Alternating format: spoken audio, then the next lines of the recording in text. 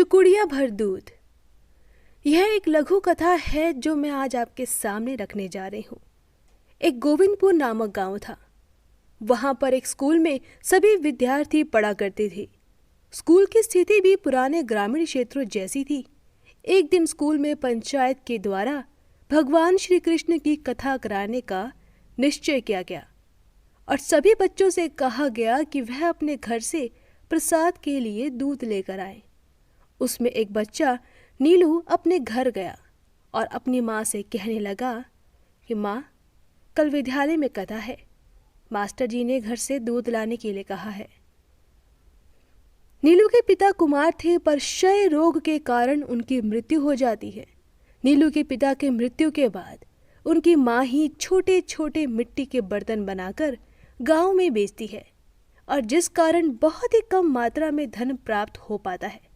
2 वक्त की रोटी का ही गुजारा बड़ी मुश्किल से होता था। माँ, नीलू बेटा, कल विद्यालय मत जाना।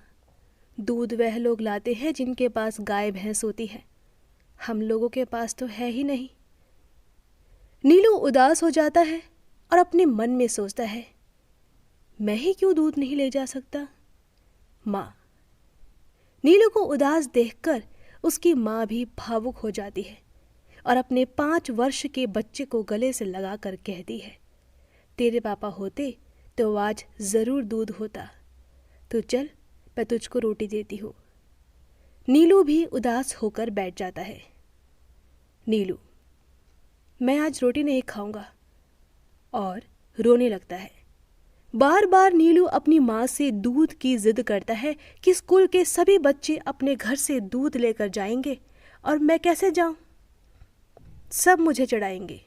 और उस रात नीलू भूखा ही सो गया और माँ भी पूरी रात अपने बच्चों को देखते देखते भूखी प्यासी सो गई और अपने हृदय को कोसती रही कि काश हमारे पास गाय होती। ईश्वर कितनी परीक्षा लेगा। अगली सुबह जब नीलू की माँ उठकर भगवान की आराधना कर रही थी, तब नीलू माँ के पास आया और उसने भगवान कृष्ण की प्रतिमा देखी जिसमें भगवान कृष्ण गायों के साथ खड़े थे। नीलू कहता है, माँ, ये कौन है, इनके पास इतनी गायें हैं। माँ कहती है, नीलू बेटा, ये गोविंद है, उनके पास बहुत सी गायें हैं। नीलू कहती है, माँ, गोविंद कहाँ रहते हैं, इनके पास इतनी गायें हैं, ये तो दूध दे सकते हैं हमको। नीलू की माँ अपने बच्चे का भाव देखकर अत्यंत दुखी हो गई और बोली, जंगल में रहते हैं। बार बार नीलू पूछने लगा और माँ को परेशान करने लगा। तब माँ ने गुस्से में आकर कहा, ये ले चुकड़िया, जा जंगल में है दूध, ले आ। चुकड़िया एक मिट्टी का छोटा बर्तन होता है। ये बात सुनकर नीलू ने चुकड़िया उठाई और जंगल की तरफ दौड़ पड़ा। माँ ने सोचा कि अभी नीलू वापस आ जाएगा, वह जंगल कभी नहीं जाता। नीलू जंगल पहुंच जाता है और आवाज देना शुरू करता है, गोविंद गोविंद। नीलू कहता है, गोविंद कहाँ हो, सामने आओ। गोविंद कहाँ हो, हम थोड़ा सा दूध लेने आए हैं, हमें थोड़ा सा दूध दे दो। काफी देर तक गोविंद को पुकारने के बाद नीलू उदास हो जाता है और सोचता है कि माँ ने झूठ बोला, जंगल में कोई गोविंद नहीं रहते, और रोने लगता है। काफी भावुक होकर एक पत्थर के सहारे बैठ जाता है। तभी नीलू को पास के ही पेड़ के पास एक अत्यंत मोहक सुंदर व्यक्ति दिखाई देता है जो उस प्रतिमा की तरह था जिसकी नीलू की माँ आराधना कर रही थी। नीलू की आंखों में चमक आ जाती है और वह चुकड़िया लेकर गोविंद की ओर भाग पड़ता है। नीलू कहता है, गोविंद, हमको चुकड़िया भर दूध दे दो बस। गोविंद कहते हैं, और कुछ नहीं चाहिए। नीलू कहता है, हाँ, बस चुकड़िया भर दूध। माँ ने कहा था कि गोविंद जंगल में रहते हैं, माँ ने सच कहा था। फिर गोविंद कहते हैं, माँ कभी झूठ नहीं बोलती, बेटा ये लो दूध और जाओ। अब नीलू दौड़ते हुए सीधे विद्यालय जाता है और वहाँ वह देखता है कि सभी बच्चे अपने घर से दूध ला रहे हैं। कोई लोटे में ला रहा है, कोई जग में ला रहा है और कोई बाल्टी भरकर दूध ला रहा है। उसके सामने नीलू की चुकड़िया अत्यंत छोटी और कम दूध वाली है। नीलू की छोटी चुकड़िया भर दूध देखकर वहाँ के सभी बच्चे और मास्टर हंसने लगते हैं और कहते हैं कि चुकड़िया भर दूध से खीर कैसे बनेगी, देखो सब लोग कितना कितना दूध लाए हैं। नीलू ये देखकर और सुनकर अत्यंत भावुक हो जाता है। नीलू को भावुक देखकर कथा कह रहे पंडित जी ने कहा कि बालक है, इसका भी दूध खीर में मिला दो, भगवान भाव देखते हैं। नीलू की चुकड़िया भर दूध मिलाते ही खीर बढ़ने लगती है और बढ़ती ही जाती है और वहाँ पर उपस्थित सभी बर्तन भर जाते हैं।